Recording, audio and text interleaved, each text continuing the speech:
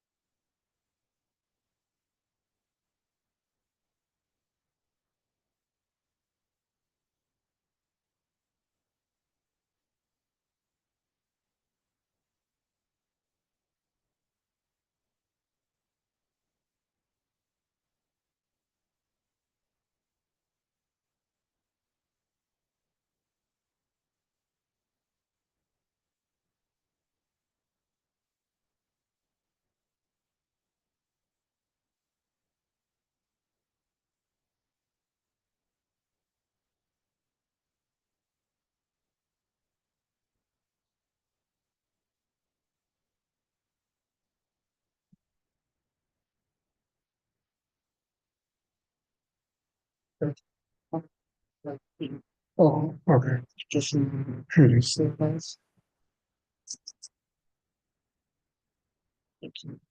That's good. You know which one it is. Sure. Uh-huh.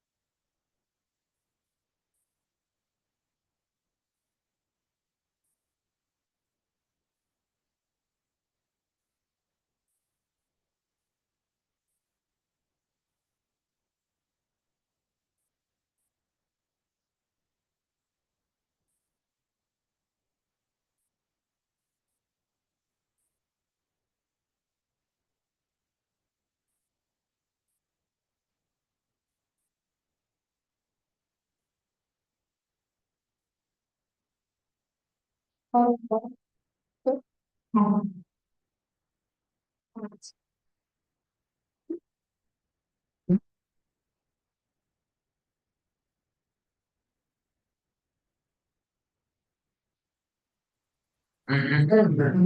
all you need to know. Yeah, it's no reason. Once you get heartbroken. Yeah, yeah, I think I was, where? Where you want me to choose? Oh, you're straight in. Yeah, support,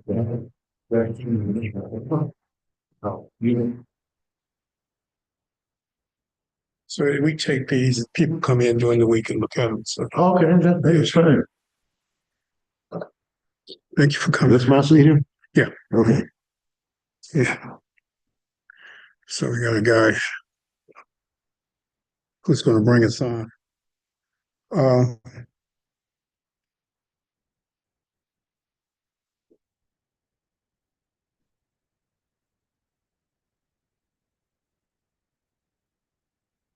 our technician is at home, he operates from home. You said what now? The guy who's technician, he's operating from home. Okay, so- yeah, that technology, that's why we got, matter of fact, I gotta make a presentation over here for here. Okay, gun and crowd initiative. We've had, what about, it started New Beginnings, Okay, and, there's,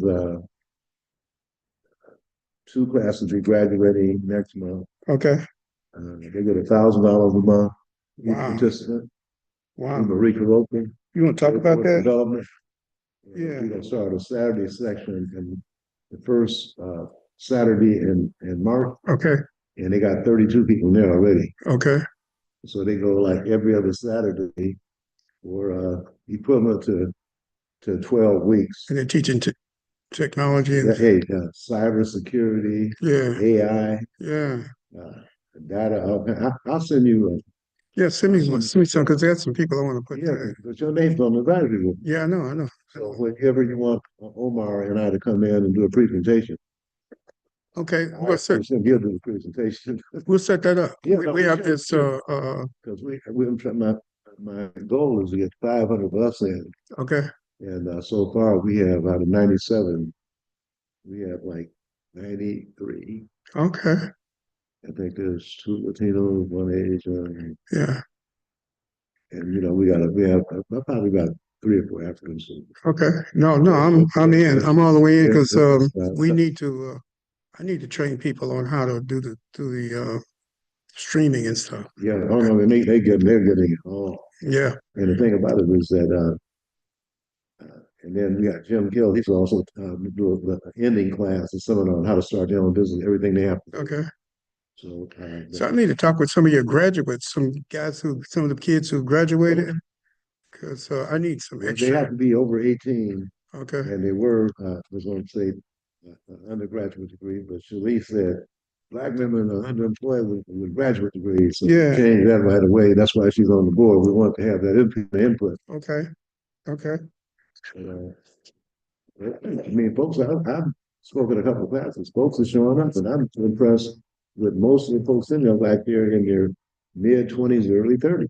No, that's great. 60%. Now we need that kind of training in Yeah. our community. That's right.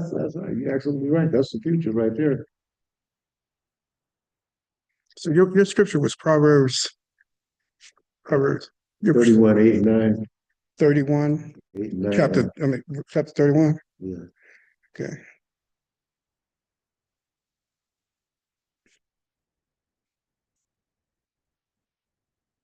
Okay. I think they had the wrong one listed in the bulletin. So, Karen, could you get Robert Lee and tell him to let us know when we're. You know my wife, Karen, right? Huh? Yeah, you know my wife. I Right? know that outfit on. Yeah, that's Karen. When I see her, she just blacked out. Yeah. I said, that look familiar. But I never seen her that casual before. Yeah, That's what yeah, okay. So we have a two-way mic here, so. Okay.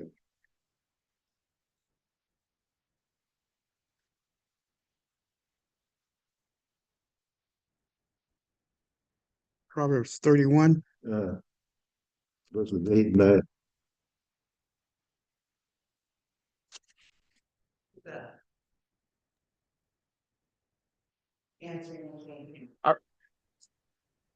So, Pastor, are you ready?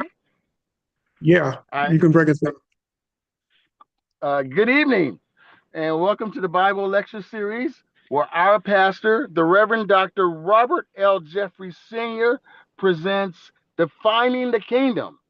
And tonight, our guest is Mr. Eddie Rye, and again, our moderator is our own Sister Karen Jeffrey. So, without any further delay, I'll bring Pastor Jeffrey to you. Welcome to the Bible Lecture Series. We are delighted tonight to have with us Mr. Eddie Rye, who is a longtime civil rights leader in our city, as we continue to celebrate Martin Luther King Month. And we're just delighted to have Eddie here, who has left his mark on Seattle all the way from the changing of the street to Martin Luther King Boulevard to all kinds of other things that he has done. And he's going to be talking about a lot of the things that he has done, and we're going to be talking about his favorite scripture. So yeah, so Eddie, welcome. Thank you very much, Reverend Jeff. Yeah, so we're just delighted to have you here. Why don't we just start by talking about your history here? You were born here, right? No, Or what I were you? spent the first 10 years of my life in Shreveport, Louisiana. Okay, I was born in Charity Hospital on the colored side in Shreveport. in Shreveport, Louisiana. I was born in Charity Hospital on the colored side in New Orleans. Yeah, a lot of friends of mine Yeah. were born in the Charity Hospital. I was born there. You know, Okay, let's tell us a little yeah, about. so well, I spent the first 10 years of my life in Shreveport, Louisiana. My father was the youngest one of his family, and in 1948, A. Philip Randolph asked his two older brothers who were Pullman porters, he was a Pullman porter as well, about coming to Seattle to be one of the Northwest organizers for the Brotherhood of Sleeping Car Porters. Okay, Well, his two older brothers said, well, my kids are at Southern University and Eddie's kids in grade school, so something happened to him, we can take care of his kids. okay, So my father came in 1948. The late Theodore Gray, who was the grandfather of Patricia Hunter and Stephen Gray, okay, took my dad to Mount Zion. And in those days, the porters had they would room. They were going to be in one place for quite a while. So my dad had a room in Loy and Terrell Martin's house on 23rd, right off of Madison. mhm, They owned the Madison Street Cafe. okay, And when I got here, our family got here, and I was in the sixth grade, I got a job washing dishes here. And a lot of interesting things happened because I was used to not looking a white man in the face and stepping off the sidewalk, and you be in the store. I grew up in the city, okay, and I went to West Shreveport, Colored Elementary School. But I had a lot of up close and personal relationships with discrimination, putting your money in the little deal, and then walking to the back of the bus, going sitting in the balcony in church. So, I hear a lot of, I guess these modern day people talking about the Voting Rights Act, the Civil Rights Act for people of color. Well, let me tell you, brother, in Louisiana, people of color rode with the white folks. The only people rode in the back of the bus was black folks. People of color drank out the white water fountain. Black folks drank out the colored water fountain. yeah. So there's a misconception there about what actually was going on. So let me stop you right there. Why do you think there has been this move in the last 30 years, or 20, 30 years, 40 years, to push the whole African American movement or the Black African movement in with the people of color movement? What? Well, history doesn't dictate that. I'm a believer of Martin Luther King and great been working with everybody. Reverend Jesse Jackson, I was his campaign manager in 1984. But African Americans have paid the price.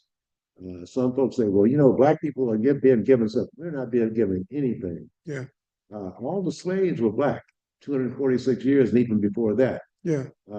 All the Tuskegee Airmen were all black. Yeah. The 761st Tank Battalion were all black. Yeah. And they liberated Jews from concentration camps. Yeah. I promise Stephen Miller right now, articulating his racism from the White House, when black soldiers probably freed some of his relatives. So, I mean, we paid the price.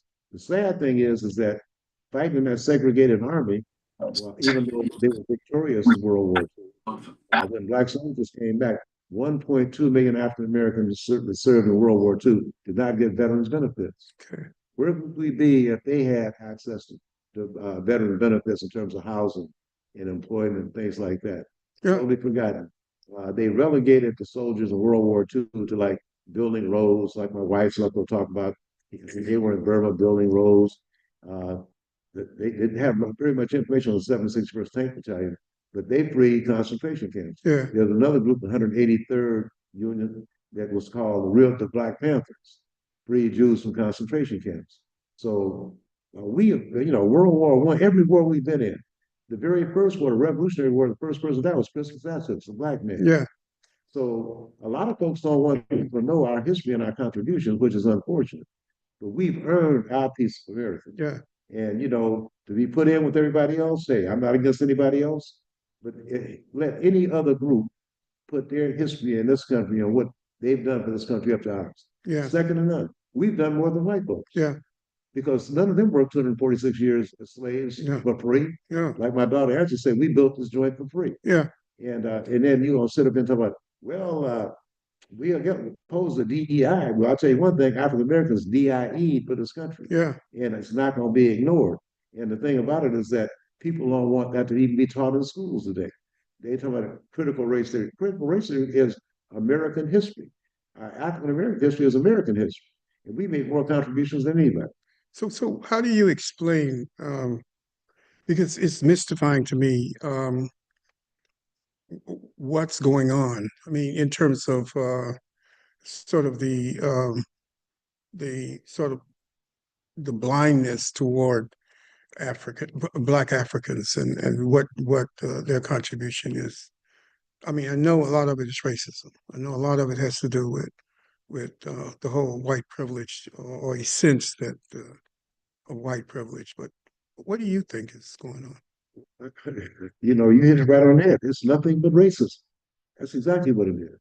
Denial of our contributions. We got to look at it. During slavery, people would be at church, have 2 or 3 black folks they could hang them, mutilate them, cut off their fingers and toes for souvenirs, and brought their kids with a picnic basket so they could pick a nickel to hang. So I mean that's our history. Look at what happened in Black Wall Street. Yeah. I mean, every time black folks were successful, if they accused one black person of doing something, first of all, they all had to apologize. The other thing is they would always burn them down, kill them, and then take their land. Yeah. So when we talk about reparations, we have to talk about land too. Yeah. Yeah. Absolutely. Yeah. So your scripture, and I'm trying to find it here. It was Lanisha printed it out for me. It's the 31st of Proverbs. Yeah, 8 and 9. 8 and 9. Yeah. This is not what she printed out for me though. Let's see. Do you have your Bible? No, I don't. I don't have my phone. But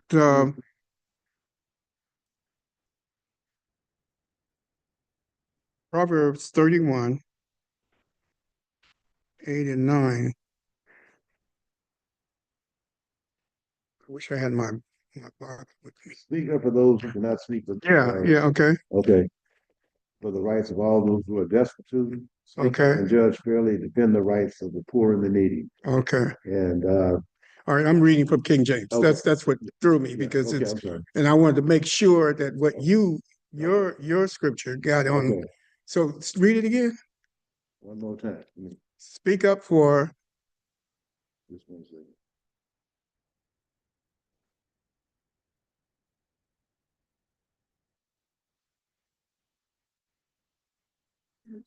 Speak up for those who cannot speak for themselves, Yeah. for the rights of all who are destitute. Speak up and judge fairly. Defend the rights of the poor and needy.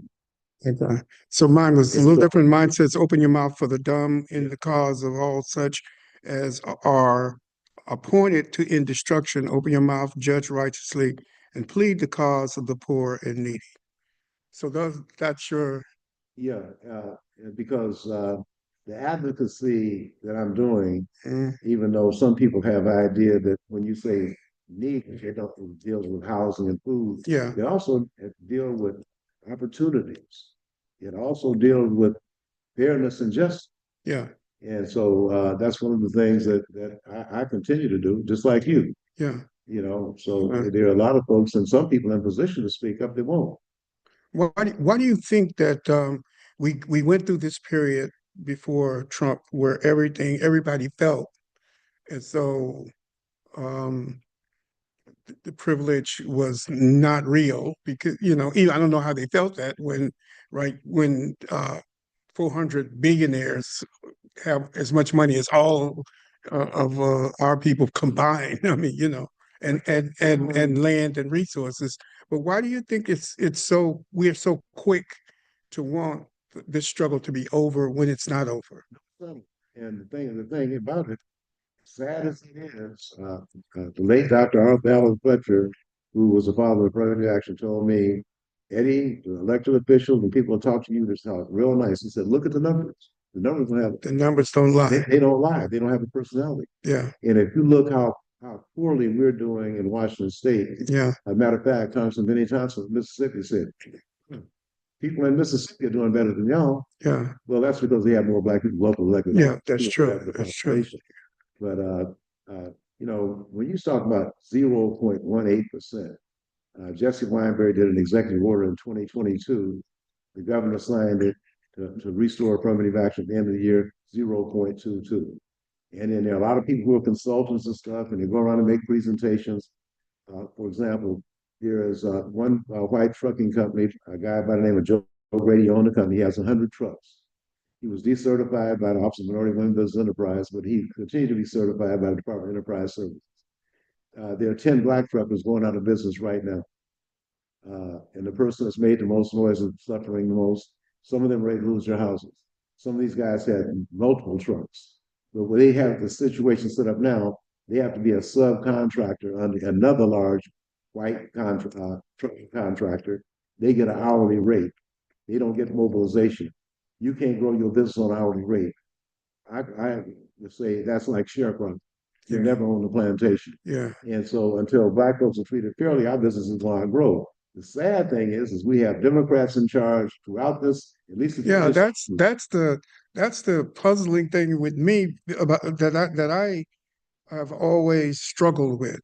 Democrats run at least the western part of Washington. and the entire I mean, they run it. I mean, Yeah. they have control, and yet there's all this what you're talking about, this undermining and attempts to stop and to thwart progress of Black Africans. Yeah, what they're saying is that what are you guys gonna do when the DEI leaves? Well, we already DIE. We already, DIN. yeah, yeah, Their equipment, and everybody knows it. We have study after study after study that shows the same thing.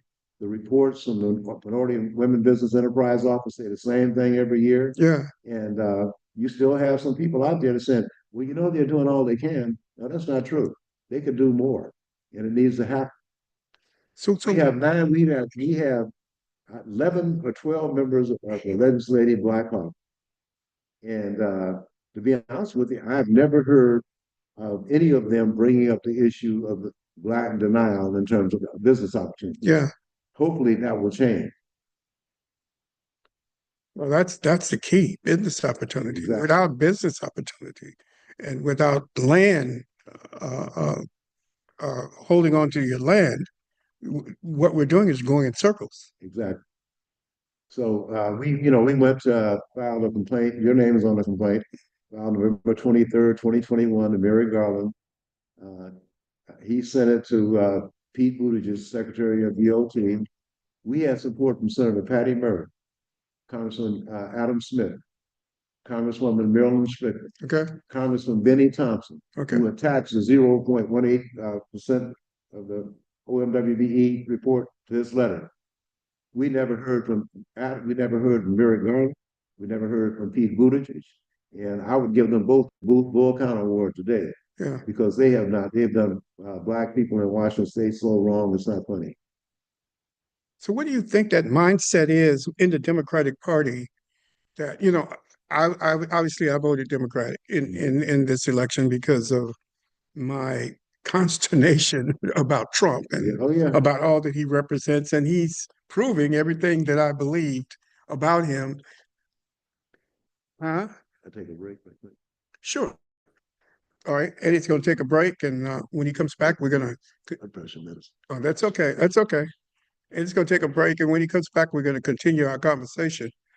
Um, so those of you who are looking at this text that he has, Proverbs 8:31, open your mouth for those who are unfortunate, or but this the King James says for the dumb, or for the people who who can't speak for themselves, for people who can't really talk for themselves, and to the cause of all such as are appointed to destruction. Open your mouth for the cause of all who are appointed for destruction. In other words, it's the job of Christians and to speak for those people who are in positions where they are going to be hurt or to be treated badly. And I think that that's part of what the church needs to open its mind to. That it's not just that we sit in church on Sunday and we have worship services. I mean, those are important, and I'm not in any way saying that's not important, but it's also important for us to understand that we are here to do a work, to do a job, to help and to bring people up to a point of justice. And I think that during this Martin Luther King month, we should really revisit the responsibility of Christians. Verse 9, open your mouth, judge rightly. In other words, be the person that speaks for justice. Be the person that is telling the truth. Be the person that wants to treat people right, and plead the cause of the poor. Plead the cause. It means intercede, protest, plead the cause of the poor. A lot of people are against protests, but we have to protest to plead the cause of the poor. That's how we got our civil rights. That's how we got our civil rights. Yeah. Yeah. And the Yeah. about it is that I know when we were giving out the Bull Connor, people got mad about that, but we were pleading the cause of the poor. exactly. Yeah. Exactly. Go ahead. I'm sorry. And the thing about it is that if we look at it, I'm thinking back to the day of the Central Contractors Association, there was probably one or two Asian members, but they were primarily Black. A lot of the programs at the University of Washington, when Larry Gossett and the folks occupied the president's office, that was Black folks leading the charge to let everybody else in. Yeah. At the same time, I can remember the Chicano division of UW, the EOP program. There was the supervisor, Sam Martinez, the supervisor of the Chicano division, and Tyree Scott, Michael Wu, Harley Bird, Todd Hawkins, Milton Jefferson. These guys were closing down jobs because they refused to dispatch Blacks out to Union Hall.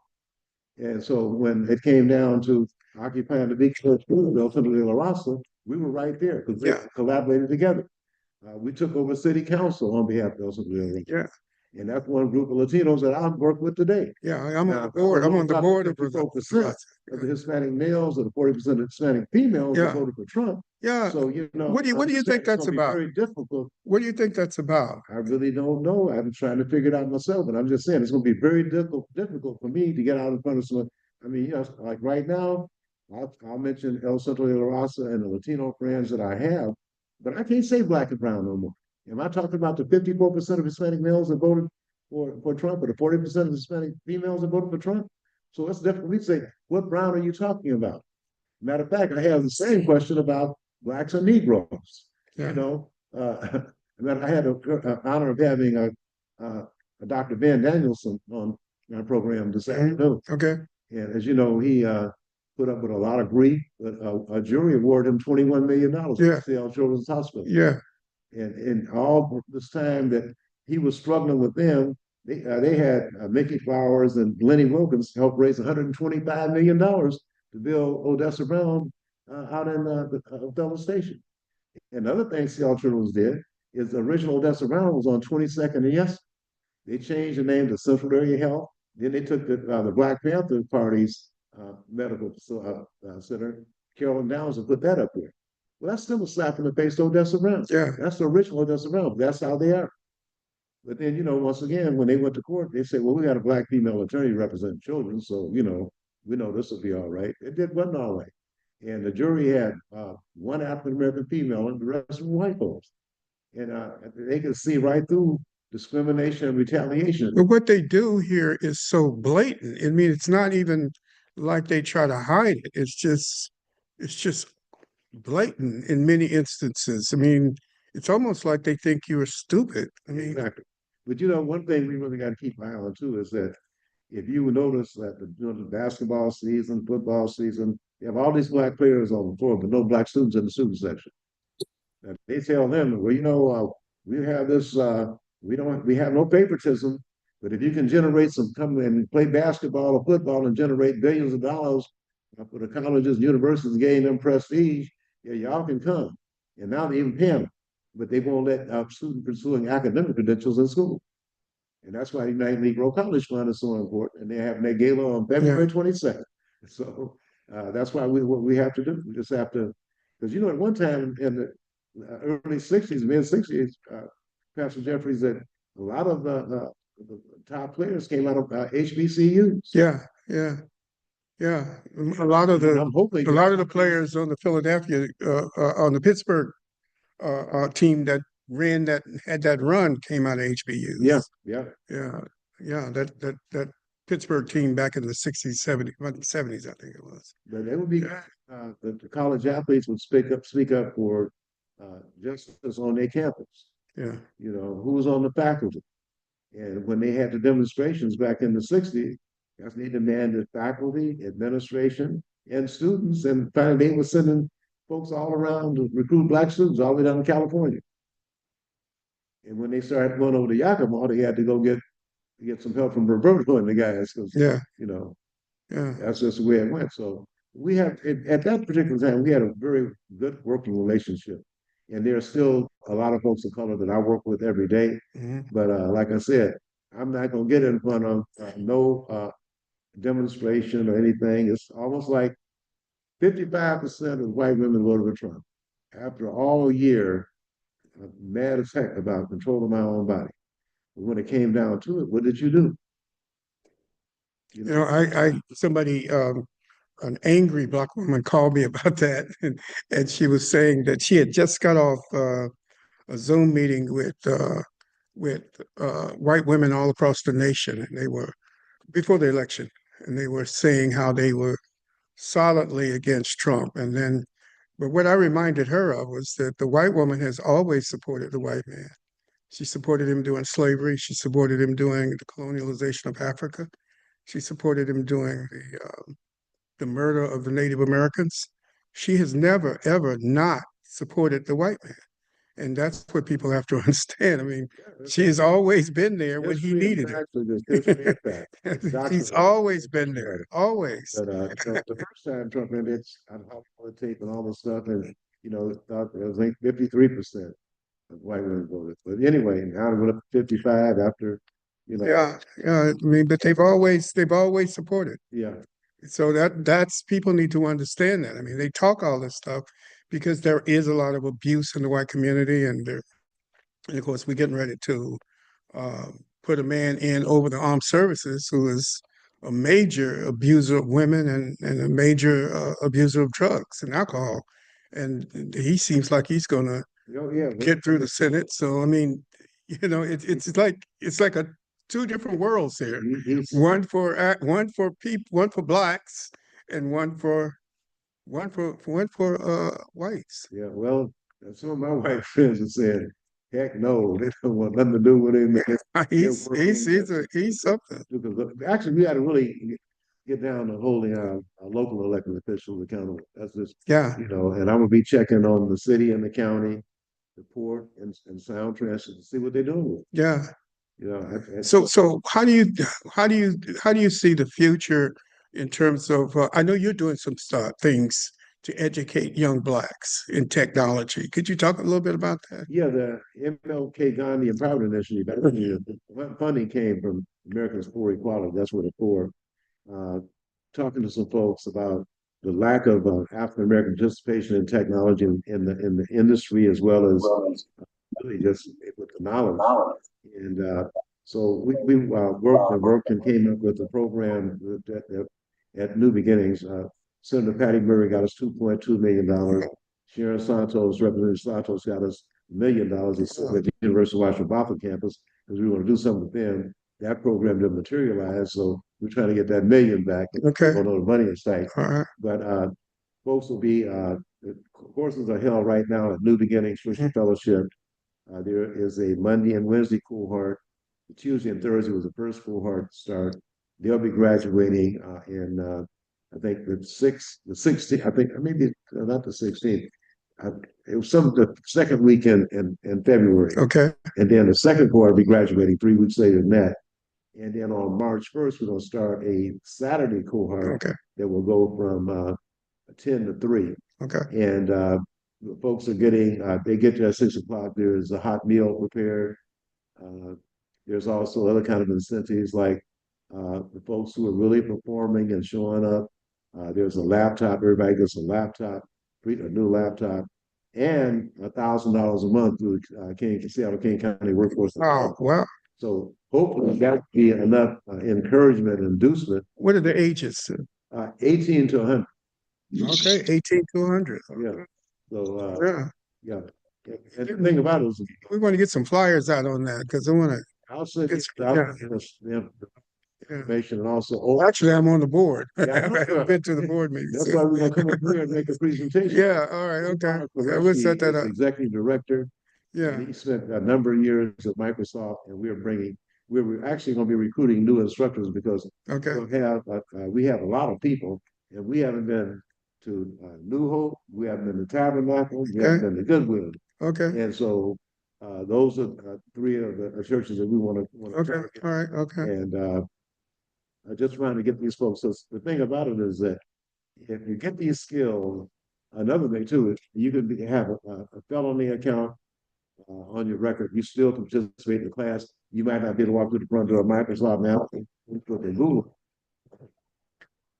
I have subcontractors. Yeah, And people that have those skills can make $100,000 a year sitting at home. yeah, So and the other things we check with the various agencies about what kind of money would this person make if they had these skills? Well, they're all looking for people that are technologically enabled, like yeah, especially yeah, on the AI, cybersecurity, and Yeah. things like that. All those kinds of disciplines are being taught.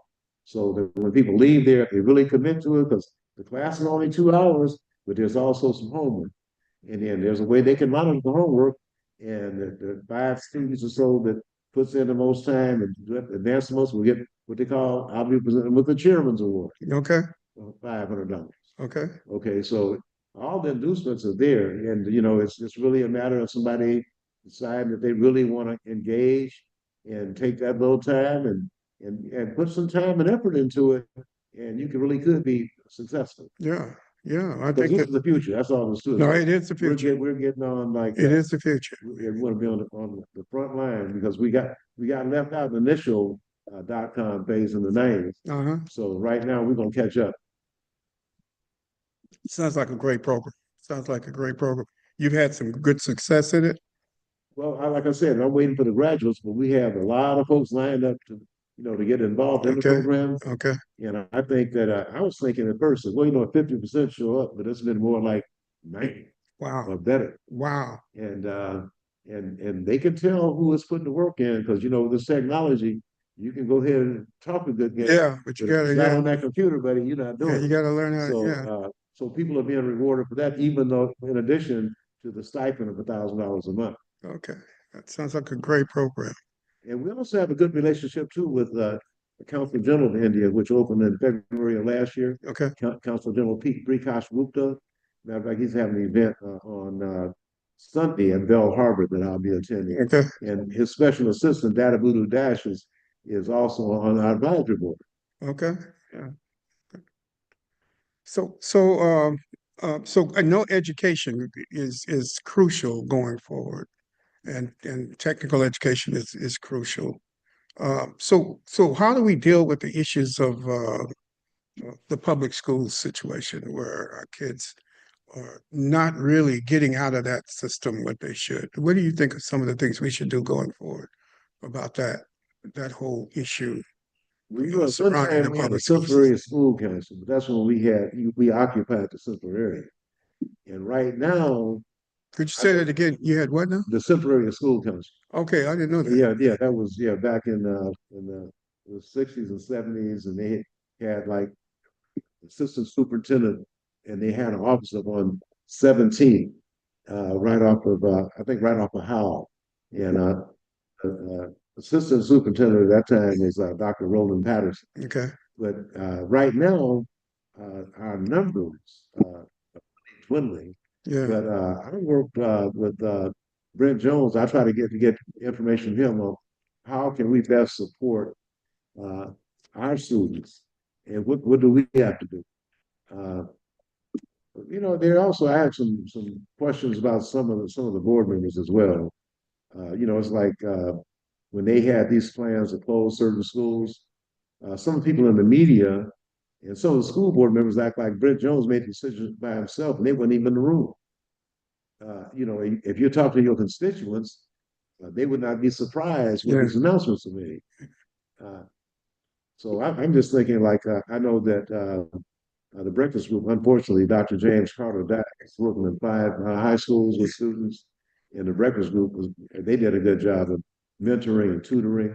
But I just think is that we have to come up with some mechanism so we can do education after education. Yeah, that's what I believe. It's That's, technology now. yeah, that's why what you're doing is so important. Yeah. Yeah, because that's a good tool right there. Because people can go online, go on your phone, get all kinds of information. So I think those are some of the things that we have to do is maximize the utilization of technology to make sure that all the households are enabled. Because even if someone like we even have students that don't have access to the internet, we get them a hotspot. So there's ways that Yeah. to make sure that everybody is covered. So we have students that didn't have access, and they got a hotspot. The other thing is that Dr. Sherry Pavi from Mount Calvary is talking right now about sponsoring 15 women who are in a shelter, Okay. to all of them coming to the program. Yeah. So in Yeah. addition to getting $1,000 a month, they'll also get what they need. Yeah. So they To get their they lives. can have Yeah. a shelter, Yeah. Yeah. a home of their own. Yeah. Yeah. So we see the quickest way for our folks to excel really is through that being technological. Yeah. And through supplementary education, some form of Yeah. it, some form of supplementary education. We have a lot of retired school teachers who probably, who would probably help with, especially in the areas of science.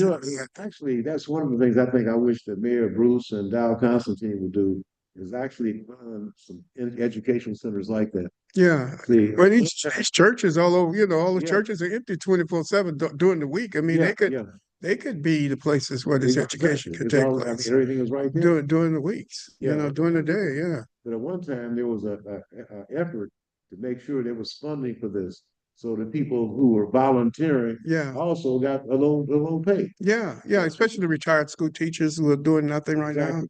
Yeah. Yeah, that's And very many of good. them missed that whole exchange, that interchange That's a good concept. between the students. So tell me about what your anticipation is for the Trump administration. What do you anticipate going forward in terms of the next 4 years? Well, on this from the past 2 days, Yeah, it's been pretty you know, it's been pretty they shocking. kind of about the mail. It's been pretty shocking. Was a Gulf America. Yeah, That's going to end the war. That's Putin's friend, and the kind of people that he's put in office and nominating for these cabinet positions, well, probably just a mirror of him, really. But I just think that the Black community is having to get more cohesive, care more about each other, do yeah, more to support each other, and that's going to be the thing. Like you just mentioned, retired school teachers, we need to come together. our Divine Nine, sororities and Yeah. fraternities Yeah, need to put their hands back up and get involved. yeah, The members from the Royal Esquire Club, those brothers need to do something in terms of being involved in the community. But we have a lot of resources. It's a matter of coming together with a plan to get things rolling. yeah, Even if we could get the Deltas to adopt Garfield, the Alphas adopt Franklin, and just down the line, I think we can get something accomplished. yeah. Well, I know you've been on the cutting edge of all of the movements in this city. I mean, I can't name any movement that you were not invested in. And so I know that, your whole being is about improving Black people. Yes, And yes, it always has been since I've known you. yeah. Well, like I said, my father and that union, the Brotherhood of Sleeping Car Porters, hearing the stories from them, so I had a good taste of it because I am 82 years old, so I've been around for a while. Yeah, Even blacked out from my hair, yeah. because I'm 82 don't mean I'm lucky. No, I agree. I feel that I've been blessed with some energy and I Yeah, know where it comes from. Thank you, Lord. yeah. So, in terms of religion, African religion or Black expression, religious expression, how do you think that they can, the churches and religious expression? I know that your pastor, Reverend Braxton, is Yeah. really involved in change, Yes. and he's doing a lot of things that are really cutting edge on trying to bring communities together, trying to bring down barriers. Yes. So, what do you We think? don't, we always look forward to the Black clergy for leadership. Mhm. All during the civil rights era, from Martin Luther King Jr. on down, in every major city where you have major developments like here historically, Reverend Dr. Samuel Berry McKinney, Yeah, uh, Reverend Dr. Robert L. Jeffrey Sr. yeah, I mean, we talk when people start. As a matter of fact, Mohai Museum of History and Art industry is going to have something on apartheid in June. okay. And so the people talk to me, and I'm saying, well, I'll be more than happy to participate. But there's a brother that did one of the most historic things ever. Built a shanty in front of Boeing while Boeing was selling planes in South Africa. And that was Reverend Dr. Robert L. Jeffrey. So, I mean, that was one of the most dynamic things that ever happened. I was one of the people that knocked on the South African Council's door and got arrested. Yeah, But, that did lead later on to people getting arrested every yeah, week. yeah, We had situations where Ron Sims and Norm Rice, they were both, Ron's on the city council, the county council, Norm was on the city council, and we had the Metro Council Board went to King County. mhm, And they had them sign a proclamation or a decree that they would buy no products from South Africa. So I get this call from Stan Saloy, who's a masonry contractor, mhm. saying, Eddie, the people lied to you. We just got this Bertie Fontaine. It's only found in South Africa. And so I raised the question about, hey, you said you wasn't going to buy anything from South Africa. So they told me, well, who told you? And I wouldn't tell you. So the press attacked me and not revealing my source. Mhm. But any common sense would tell you the masonry contractor would be the one to know. Yeah, That man came from Italy. No, it was quarried in Italy and then shipped to you. I got attacked for costing taxpayers $500,000. They can't use that granite in the Metro tunnel. yeah, You said that you wasn't going to do it. You did it. Like Dr. King said, just say, do what you yeah, said. yeah. Just do what you say you're gonna do. Yeah, So, we had, I mean, it was a struggle, but, I guess Elon Musk was bringing the product out to America. yeah. What did you think about that? That's. What do you think about what he did? He's claiming that it was not a Nazi salute, but I mean, it looked a whole lot. I guess you can't even believe your eyes right now. I Yeah, mean, yeah. you can't believe your eyes. The thing about it is that, we're going to have to really see the direction they're going and, all this nonsense about not having us included, but we've earned our place Yeah, in American, we've earned our piece of American pie. And the only time they want to have any kind of equality or have overrepresentation of African American males is if they're on the football field or the basketball field. yeah, And that's making that institution and those organizations hundreds of millions of dollars. yeah. That's Absolutely. what they're doing. No black students in the student section, but they're all on the field though. Yeah, Okay, now I know they get scholarships and stuff, but yeah, it would be good when they start speaking up too, saying, "Hey, where are the black students that don't play football and basketball?" yeah. Well, that's I think that we have bought into this individual success thing. This, I get mine, and as long as I get mine, everything's okay. And I think that a lot of Black Africans have bought into that. That's the sort of the American mindset. But what we don't understand is they collaborate with each other. Even, they collaborate with each other, and we don't. So that's a Yeah, problem. now we have to start, but like I said, I really think that when our clergy members uh, promote and encourage participation in civil rights and equal justice and equal opportunity, Yeah, I think that's really vital. yeah, I think That's so really, too. really vital. I think so too. I've always believed that. And my grandfather owned a store. We just found that out when we were doing the history. My great grandfather, my grandfather's father, owned a store in Black Wall Street, and that was burned during the Yep. riots. We just found that out, that we tracked and traced that he owned that store. So I mean, Every time yeah, they killed the black folks, they would burn down their property and take their land. yeah, that was a really tragic thing. In So, modern day, they just do redlining and economic oppression. so let me ask you this. I've always believed that economic unionization was probably going to be the way we move forward. Where we stop buying from different stores, and we started practicing that back in the early '90s when we start talking about Buy Black Week and stuff like Yes, that. yes. It didn't really catch on in the way I felt it should have. What do you think about that? No, I think that we have to support each other. Yeah, I think it's vital. or even not spending our money at stores like buying Teslas when we know that Yeah, this guy is using that money to finance the right wing takeover of America. exactly, exactly. We have to support our own cause and support people that support us. Yeah. Because the other thing we have to look at too is that at one time in Washington State we had 13 black car dealerships. Wow. I think we might have one now. What do you think happened then? I think that the major automobile dealers just decided that they didn't have to do it anymore. And I know that one or two of the car dealers, if my memory serves, actually committed suicide. Oh, I remember actually I bought one of my cars from the Chrysler guy, Bill McIntosh. Bill McIntosh. Yeah, yeah, I remember Bill. Yeah, yeah. Yeah. He That's had a my thriving. You did. that's my Q Dog brother, Bill Okay. McIntosh. Yeah. Okay. All right.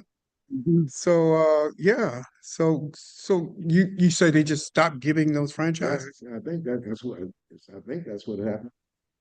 Yeah. Yeah, I'm getting a call from Congressman Chapalo Street. I mean, All right. State Okay. Representative. No, I have to call him back. Okay. I've called him forever. We're Okay. trying to get him to sponsor the reparations bill. Okay. Tell us a little bit about the reparations bill. Jesse Weinberg, had been working on this for a while. In June 23rd, at the Washington State Democratic Convention, the delegates voted 1,092 to 1 for a resolution to have the governor sign the executive order. Okay. They were dealing with the governor's office. Jesse Weinberg had drafted the executive order, and the interim chair of the Legislative Black Members Caucus said, the Black Caucus members will take this on. This was back in July and August. The study could have been done by now. Okay. So now we're trying to figure out who is going to sponsor the legislation. Because I just was very honest. I said, if no member of the Legislative Black Members Caucus to sponsor the legislation, and it's Representative Sharon Tomiko Santos to sponsor. Because Jesse Weinberg was involved with Gary Locke. They were both in the House when they passed out the $20,000 checks to the Japanese who were born or interned in concentration camps during World War II. Now, they got $20,000 each. 3 years they were interned, didn't have to do any work. And I said, Jesse, 246 years. Yeah. We had to work from Kansas City to Kansas. Yeah, yeah. You would think that, but there was a study done by economists at Duke University, William Doherty Jr. Mhm. That did a study already. It took 5 years. In Washington State, 400,000 African descendants of the United States enslaved would receive $350,000 each Mhm. if they were 9 months old or 99 years old. Mhm. No tax would be included, and some people, including some members of the state legislature, was under the impression, well, we have a deficit, we can't do that because we have a deficit. The money is paid by the federal government. Yeah. Okay, that's how that works. So Doherty's study said there would be $350,000 per African American who had lineage to a child of slavery. Yeah. So I mean that was there, but we're just waiting to see. Like I said, I'm happy that Representative Street called. He is, I think, vice chair of the Appropriations Committee. He's, I think the first freshman legislator to have that position. Okay. So him calling me back, I've been calling. Hopefully, there's some good news about what's going to happen. Yeah. Well, hopefully it is. They held it up by saying they're going to take the lead. I understand it is a priority. We'd love to see it go into fruition and the action, and let's just see what's going to happen. Yeah. And we're just talking about a study right now. Yeah. Funding a study on reparations. Now, the other thing is that people are, well, there wasn't no slavery in Washington Territory, no, but we had a Puget Sound Underground Railroad. Yeah. Young African American whose slave master brought him back here from Maryland. His name was Charles Mitchell. Yeah. And he was doing these chores, and some blacks from Victoria, BC, were operating the ship and picking up supplies to take back to Victoria, BC. So they started talking to him about, there's no slavery in Canada. So one night he went and got on the steamboat and went to Victoria, and his owner, the slave master, filed a lawsuit in Canada. I want you to return my property. And the judge says, well, in Canada, we don't observe slavery or acknowledge it. Therefore, Charles Mitchell is a free boy. And these two white women wrote a book called Free Boy. Yeah. So, yes, Washington State was involved with slavery. Washington Territory was. And I'm really proud to say that the mayor of Olympia, Dante Payne, had the first resolution of any municipality to encourage the governor to sign the executive order. Now, and Olympia is only 3% black. Yeah. So how come? Yeah. So that to me is the issue going forward, the reparations movement. Absolutely. Because I think that the political system in this country changes so radically. Yes. Every 8 years or whatever. We go from we like you to go back, So, depending on We've been here longer than most white people, okay? yeah. And then other ethnic groups, like I remember on I-1000, the Restore Affirmative Action, yeah. there was about 100 Chinese, and they said mostly immigrants, had crossed 1,000 out and made derogatory statements about black folks through an interpreter. Yeah. I mean, he couldn't speak English and probably wasn't a citizen, but I'm just saying that kind of hatred, but I must say that the Asian community members I work with or we work with sit up and oppose what they were saying. Yeah. So I'm just saying, so I never do put everybody in one boat. People have no, you're right. You're right. There are people that have stood with me from all communities, and I'll stand with them. Yeah, I agree.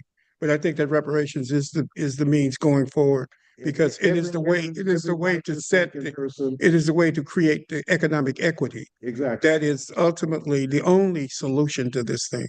Now we got these white Christians, they got to stand up for the right thing now. They need to stand up for the right thing. You know who's been here, you know who built this country for free. You know who died in every war, including the very first war. The first person died was Christopher Black man. Yeah. And we've been dying for this country ever since. Yeah. Like Coach from the Clippers, it'll come to me in a minute. He said, we keep loving America and the country don't love us back. Yeah. And our participation showing up in countries, and then like some of the black soldiers, I mean, my uncles were telling me that we were treated better in France and England than we are in our own country. Yeah. So we didn't have to, we could go and eat in the restaurants there And the thing about it is they had Italian prison at Fort Knox. Black soldiers would escort them down to Columbia City to go to a restaurant, but they couldn't go in. Mm. So what do you think? What do you think? And I asked one of my friends from DC um, about this question. What do you think is behind? What do you think that feeds this racist insecurity in this country? What is it? What does that come from? I mean, why are they so afraid of Black Africans? Well, because it's just been inherent, been there the whole time. No other group has ever been treated like Africans in the United States enslaved in America. All the stuff we've done. I mean, I think about that movie, The Butler, when one of the overseers went and raped the butler's mother, and he asked, "You're not gonna do nothing." His father said, "Man," said, "Boom." You know, man, I like right now. I have so much regard for Harriet Tubman and people Yeah, like that. yeah, You know, but the thing about it is that we have done it before. We can do it again. And before we were marginalized, they still want to marginalize us. But we paid our dues in this country. yeah. We paid our dues. But even Harriet Tubman said she would have freed a whole lot more slaves, but many of them didn't even know they were slaves. Tell you, Mhm. someone said, Yeah, they go back and tell. make them go. Some of them turned back anyway. Yeah. Yeah. But, territory, that's why George Washington Bush made the right, not the left, because Oregon Territory, the only black folks out there had to be slaves. But they did come up through Oregon Territory, I guess, late at night. But they came. We had the Puget Sound Underground Railroad. But that's the point about people saying in Pacific Northwest there was no slavery, but all of them came from slave states. That's right. Most of the people here came from the South, came from Georgia, Alabama, Yeah. Mississippi, Texas. They all came from slave states. They, after And the it's Civil that War, mentality, right? they brought that mentality here. Their forefathers owned slaves. Yeah. They might not have had slavery here, but they still had segregation here Oh, there's no question. and discrimination here. They had redlining and all that stuff here. Being and if you were in the late 50s, early 60s, if you were in the wrong neighborhood, the police would stop. Yeah, What are you doing over here? yeah, and as Larry would say, they had codes, Oh, yeah. real estate codes. Oh, Where yeah, you couldn't, yeah. you couldn't buy in certain neighborhoods. Yes, So, matter of fact, the Carosa family lived right behind us we lived on 30th at the time, and they were on 31st. And they wanted to buy a house down on 37th and Howard or something like that. And they probably wouldn't let any minorities pass 32nd. And then when the Gates bought a house on 33rd and Pine, somebody firebombed wow. in the early 50s. But anyway, they had a white gentleman buy the house and then sell it to them. You've been in this for a long time, Eddie. But how many years you think you've been struggling with this stuff? When I got Said you were I 82. was 18. So since 18 years old. Yeah. Well, So and hearing the stories from my father, and a lot of times the Pullman porters would meet at the house, and I'd hear some of the things. It was like the other thing too is that A. Philip Randolph was so shrewd that if there were 6 porters on the train, 2 of them had to be literate. And then they would read the Bible, they'd read the newspapers to them, they carried the black newspapers, yeah, they let them go, where not to go, where you could eat, where you could stay, and those kind of things. So, and a lot of times people have what they call deadheading when they wasn't working, is when they did. The ones that wasn't shooting dice and playing cards would having letters. Like my father said, "Yeah, I read this letter now," and he said it was bad news. He told, "Hey, Pooh, come here, I need to talk to you. We'll see everybody else later." He said, "No, I didn't write this letter, but it's one of them Dear Johns." yeah, So he wouldn't read it in front of everybody and embarrass him. yeah, But A. Philip Randolph was so shrewd, he made sure that they had 2 of the reporters of the 6 had to be literate, yeah. so they could read the newspaper to them, Wow. and tell them where to go, who was who, and what was what. Yeah. So you're spiritual. What is it about your relationship with Jesus Christ that motivates you in this movement? What is it about your walk with Christ? I know you are a Christian. Oh, yeah. And what is it about the teachings of Christ that I know we read the Proverbs, but it's what he stood for. that what he was always with the needy. He was always kicking down doors. He was also chastising people too Yeah, for not doing the right thing. yeah. So that gives me a lot of encouragement, a lot of motivation. Mm. Uh, like I said, no telling what would happen if he would pass in 33 years, but he did something that left a mark that's going to be there forever. Yeah, And so I like to follow Christ, Jesus Christ uh, philosophy yeah, and his religion. yeah, And yeah, just so happy that it is still being taught in America, but a lot of people claim like some Christians that talk about Jesus and then discriminate against black folks. yeah, yeah. But that's always Yeah, been, yeah, the Puritans came over with that. And that's yeah, that that understanding of that's when they painted Christ white and oh yeah, yeah. Sistine Yeah. Chapel. As a And matter of fact, there's a pastor that he's in Portland now, but he's in his church. I said, Pastor, I said, that's a white Jesus you got on your wall. Yeah, like half the deacons in it if I tried to take it down. you would probably would put him out.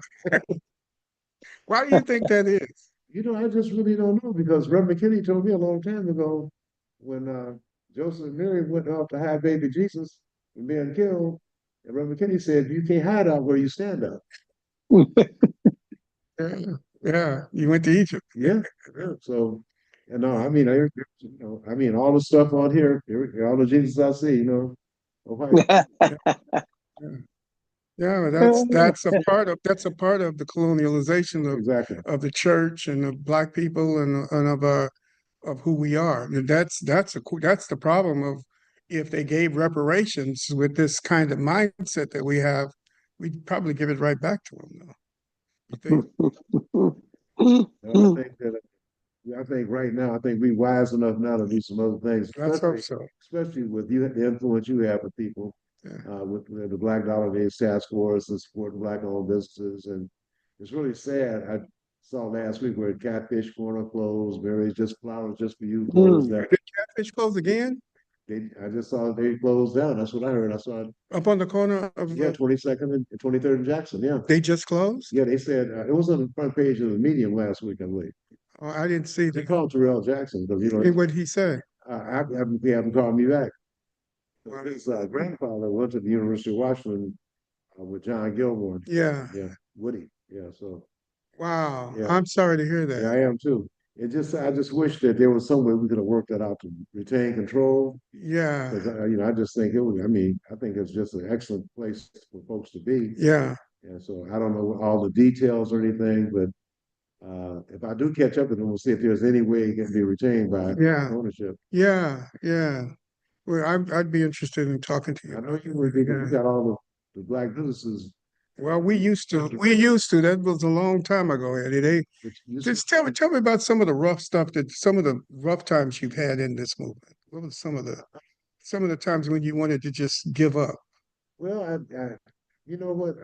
My father would let me give up. A lot of other people in my friends would let me give up. But when I was executive director of camp, Mhm. we were dealing with redlining and painting the red line in front of sleepers Mhm. and some things like that. Yeah, I mean, Some people actually painted a line yeah, in front of the bank. yeah. And then there's a picture still online now with Reverend Cecil Chip Murray and Mhm. Gil Lloyd painting the red line. I think it was like 14th and Yesser. Mhm. But anyway, I made a lot of people angry. And all of a sudden, I was a target.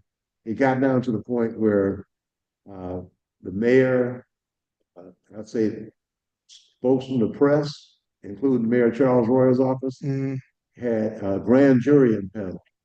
And Eddie? they brought two people in. One guy said, I gave Eddie Rye $200 of stolen federal money as a kickback. The other guy said they didn't show up at the grand jury, but this is what they had from, I guess, U.S. Attorney. I gave Eddie Rye a gram of cocaine as a kickback. So a black guy on the grand jury said, well, These guys actually came to the grand jury and said that. I don't know. They had told people in the media. Okay. Yeah. Okay. Okay. So when they read that, oh, a brother on the grand jury said, well, look, if this guy had stolen money and this guy had drugs, how come they not here? Yeah. And that was it. Another thing that happened is that the community service administrations like OEO, Charlie Chong was the regional administrator. And so they were supposed to release this audit report on me and Cam. Mhm. So Charlie Chong called, said, man, there must have been 25 or 30 people in the media here, all these cameras, everything. So Charlie Chong, he said, they're going to be real disappointed when they hear what I have to say. Mhm. So he came out and he said, you have a report? Charlie Chong said, yeah, I have it right here. And so nobody asked for a copy. He said, our investigation concluded that Mr. Rye violated no laws. He said it got real quiet. Click, click, click. All the cameras went off. And he said, you thought somebody just died the way they walked out. Why do you think, well, I guess, they kill black leaders. Well, hey, Yeah, they kill black leaders. yeah, well, the thing about it is that we also had quite a few folks, they Yeah, in different positions. yeah, And I said, hey, man, are you going to leave us? I'm not going anywhere, man. I've nothing yeah, there other yeah, than advocate for my people. yeah, Yeah, Redline was wrong. I chaired the Central Seattle Community Council Federation's Housing Committee. Rosalind Woodhouse was the director of camp. I was the director of the Educational Talent Search Program. And she said, why don't you chair it, go over there and join which I did. They made me chair the housing committee. yeah, And we dropped the first report on redlining in 1973. And then we started doing things like inviting the banks and the lenders there, putting their names up in front of an empty chair. They wouldn't show up. And it got to the point where President Gerald Ford sent Carla Hills, the Secretary of HUD, out to Seattle yeah, about this issue. yeah, So, I mean, my family got all kinds of threats behind that and stuff. And then it's the same thing. We would change the name of the street. The Justice Department had to get yeah, involved because of all yeah, these threats. yeah, My father, Eddie Rice Sr., was alive, and people were calling him all kind of names.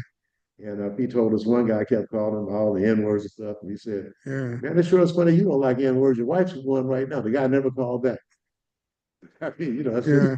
so, Yeah, well, when we were doing a lot of the stuff we were doing, we would get calls, yeah. nigga, and all of that, and it was But, it was I mean, crazy. It was crazy. they killed black It was folks crazy. that try to do It was things. crazy. It was crazy. Yeah. But Edgar hey, Evans, Martin Luther King yeah, Jr., yes, yeah, think about it. yeah, yeah. They do. They kill black people in this country, and sometimes black people kill black people in this country. Yeah. And I think that, they put all these guns in our community Yeah, for us to kill each other. But yeah, right now, with the Proud Boys, everybody else, yeah. It's 4 or 5 the Proud Boys better not go jump on one brother. He might have a 9mm with, yeah. you know what I'm saying? I don't advocate Yeah, violence, but I'm just saying, no, black folks got to be in a I think position to defend I think themselves. that he was sending a signal with that. Mhm. Trump was sending a signal with that. Hey, it's been great having you here. Well, I certainly We could appreciate talk on and on about this because I know you're vested in the movement and I am vested in the movement. And we could just talk on and on, but I think our time is up now. But I really appreciate you coming. I know you're busy, man. You had calls while we were here, so I know you're busy. Well, I've been And- waiting for this guy but to call for a yeah, long like time. I want you to take that. I Who's want you gonna to tell take me that gonna sponsor bill. legislation? Yeah. That's what I want to hear. Let's hope that's what he can't call to say. So he's been leaving Yeah. messages for the last 3 days. So Okay. I'll wait and see if All right. I call him back to see if he's up to the task, and hopefully that's the case. Well, thank you for coming. I appreciate And it. we just Thank you. appreciate all of you for those of you who tuned in. Hope others will tune in later on during the week or next week to hear this conversation with Mr. Eddie Rye, longtime civil rights advocate and great friend of Black people and Black Africans. And so we're just delighted to have. Pastor Jeffrey, can I give Eddie some accolades? Sure, Uh, Deacon Gayton, go ahead. The I'm trying to get the black firefighter's house back. yes, sir. Yes, sir. The verse that you use, Proverbs 31:8, man, that fits you to a T. That is your calling, and I'm glad that you can stand on that and where you get your strength and extra effort from. That verse fit you to the T. And I might add that I met you in 1967 or 77 at the UW in the School of Social Work. Professor, what's her name? Anthea, I believe, invited you to speak to the social work class. And I remember you coming in. And you were saying before I start speaking, I got to look around, see if any FBI's or somebody here that might try to hurt me or squeal on me. So it's been, I've been knowing you a while, and you always stayed on it. And God bless you, man. Thank you very much, Deacon Curtis Gates. Those are my sentiments exactly. God bless you, Eddie, and thank you for taking the time out to just talk I appreciate you giving me the and opportunity. to talk about the role of Christ in your life and Thank how you, sir. significant Much that is. appreciated. Thank you. So God bless you all. We'll see you next Thursday. Thank you, Robert. Okay.